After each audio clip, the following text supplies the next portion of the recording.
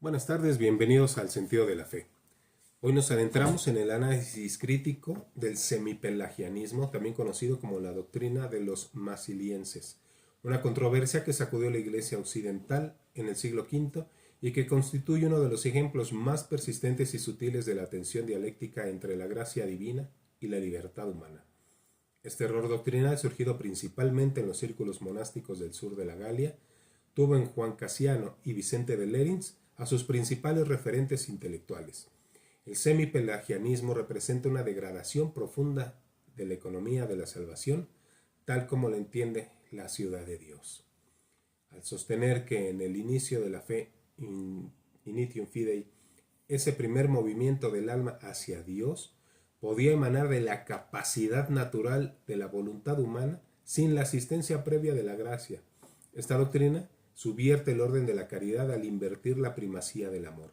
Afirma que el hombre es el primero en buscar a Dios y no Dios es el primero en amar y atraer al hombre. Nosotros amamos porque Él nos amó primero. Primera de Juan 4:19.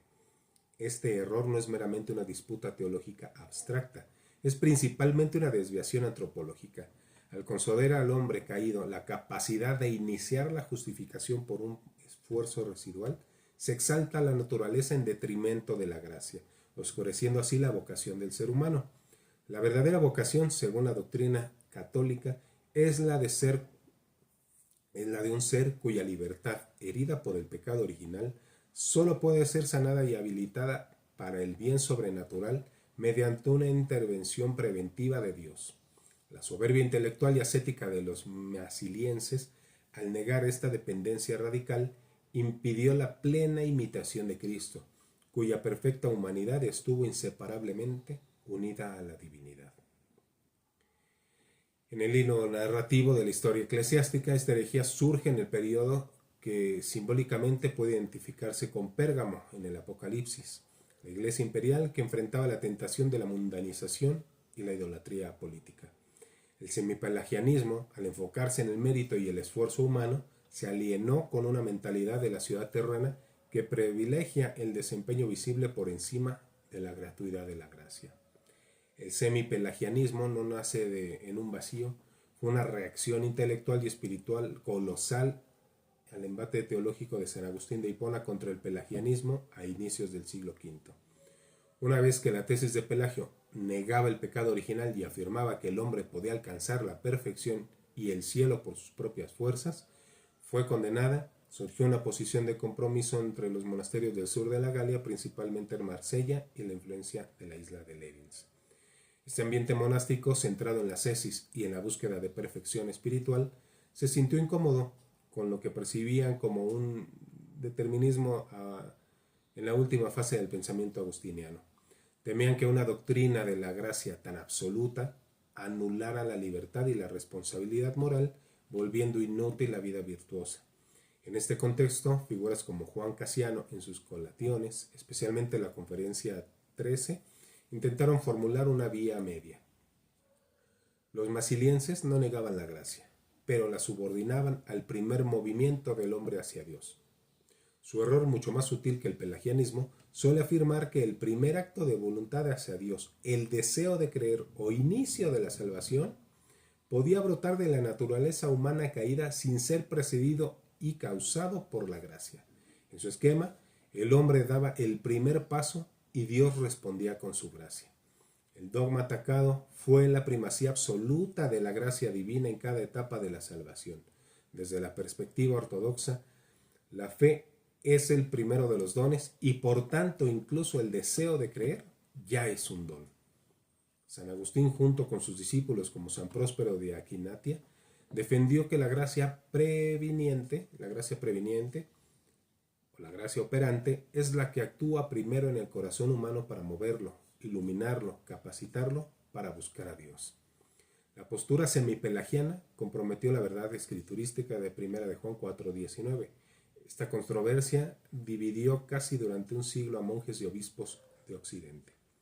Aunque encontró simpatías en ciertos ambientes eclesiásticos en la Galia, el conflicto permaneció esencialmente teológico y espiritual. El error semipelagiano, aunque sutil, constituye una deformación grave de la justificación y en consecuencia de la antropología cristiana.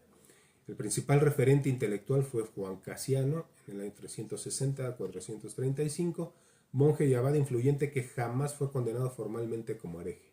No obstante, su Conferencia 13 fue utilizada como punto de referencia por los círculos semipelagianos de la Galia. Este matiz es fundamental. El error se desarrolló a partir de una lectura parcial de su pensamiento en la búsqueda de una vía media. Él no fue el hereje, sino quienes lo interpretaron. Casiano sostenía que el hombre poseía un remanente de bondad natural, una semilla de virtud que le permitía dar el primer paso hacia Dios. Su tesis nace de una confusión. Conservar el libre albedrío natural, la capacidad de elegir bienes relativos, no equivale a tener la libertad para el bien sobrenatural perdida tras la caída. El hombre caído es libre para elegir bienes terrenos, pero está incapaz de iniciar un movimiento hacia Dios. La gracia debe operar para liberar y sanar al albedrío. Al negar esta gracia operante, en el inicio los marsilienses imaginaban un hombre que podía levantarse a sí mismo de la esclavitud del pecado en el primer paso.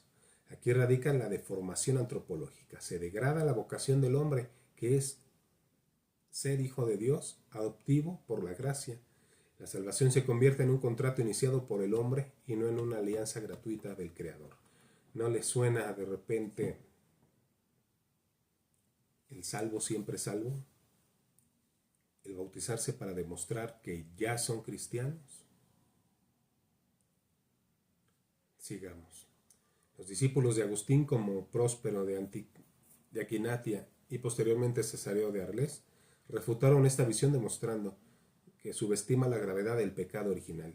El hombre no solo fue debilitado, sino herido profundamente. Si el hombre pudiera iniciar la fe por sí mismo, la cruz de Cristo sería reducida a mero complemento del esfuerzo humano. El semipelagianismo encarna la tentación permanente de la autosuficiencia. Sitúa la esperanza no en la misericordia de Dios, sino en la capacidad condicional del hombre. Como toda herejía, obligó a la Iglesia a clarificar el papel de la gracia. La verdadera dignidad del hombre no está en su anatomía herida, sino en su dependencia radical de Dios. Este error también tiene una dimensión pastoral. En la práctica, abría la puerta a una espiritualidad elitista, donde los monjes creían poder iniciar su perfección por un remanente de bondad. De ahí que se vincula al espíritu de la ciudad terrena descrita por San Agustín, el orgullo humano que pretende construirse sin Dios. La comparación con la cristología resulta iluminadora. Así como la humanidad de Cristo no subsiste sin la unión con la divinidad, tampoco la libertad humana puede realizar su vocación sin la gracia. El semipelagianismo, al distorsionar este privilegio, es una sutil deshumanización. La aparente exaltación del hombre termina por vaciar su verdadera grandeza filial.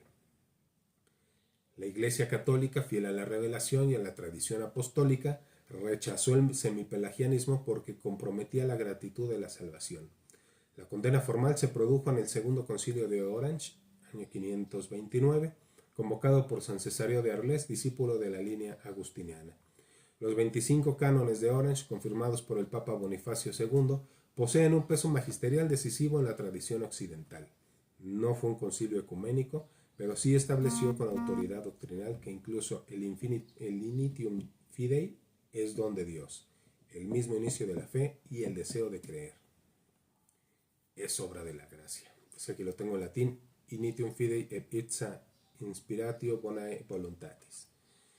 El concilio precisó que Dios opera primero, gracia operante, moviendo la voluntad y luego coopera, la gracia cooperante, acompañando al hombre hasta la consumación del acto.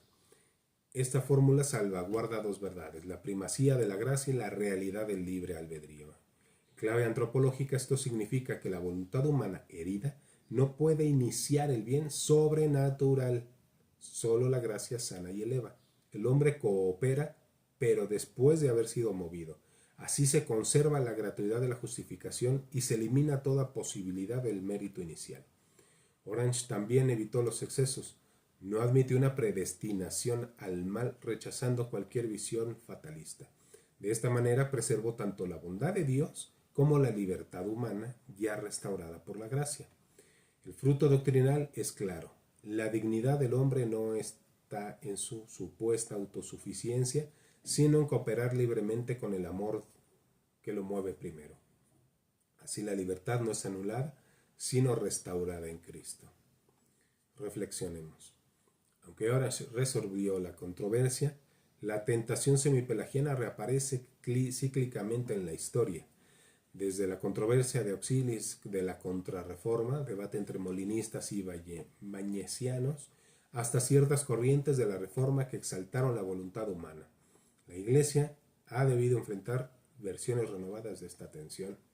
En tiempos modernos, el semipelagianismo se reviste de espiritualidad de autoayuda o de teología de la prosperidad, mensajes que exaltan el esfuerzo humano, la meritocracia, la autosuperación, minimizando la gracia sacramental. Así se reproduce el error, reducir la fe a un proyecto humano. Desde la perspectiva escatológica, el Apocalipsis nos recuerda que la historia es una lucha contra el misterio de la iniquidad. El periodo de Pérgamo simboliza la iglesia mundanizada. El semipelagianismo es su correlato doctrinal, pues busca una fe autosuficiente en vez de humilde dependencia. El anticristo, según la tradición patrística, no negará abiertamente a Cristo, sino que presentará un falso Cristo que ayuda al hombre a salvarse a sí mismo. Este engaño es la culminación del semipelagianismo, desplazar la cruz como punto inicial de la salvación. Por eso la advertencia es urgente. La solución al semipelagianismo no es solo dogmática, sino espiritual. La herejía surge cuando falta vida interior y oración contemplativa. Solo en el silencio del espíritu del alma reconoceremos que ni siquiera el deseo de rezar es mérito propio, sino de Dios. El verdadero ascetismo cristiano no descansa en un supuesto remanente de bondad natural, sino en la humildad de saberse sostenido por la gracia. Toda capacidad de bien proviene de Cristo. La fe íntegra proclama. La gracia inicia todo, sostiene todo y culmina todo. La libertad humana restaurada encuentra su máxima dignidad en cooperar libremente con el amor previniente. Esta fortaleza contra la tentación permanente de construir la ciudad terrena con fuerzas propias y el camino hacia la plenitud de la ciudad de Dios. La lección es clara. Solo la fidelidad rigurosa a la verdad revelada sobre la gracia muestra la magnitud del amor divino y la verdadera vocación del hombre, el llamado, por eso es llamado. La Iglesia que ceda al semipelagianismo prepara el terreno para la religión del anticristo. Una Iglesia fiel a Orange proclama que todo inicia en Dios y todo culmina en Él. Muchas gracias por llegar hasta aquí. Yo soy José Antonio. Que Dios nos bendiga y la Santísima Virgen de Guadalupe interceda por cada uno de nosotros.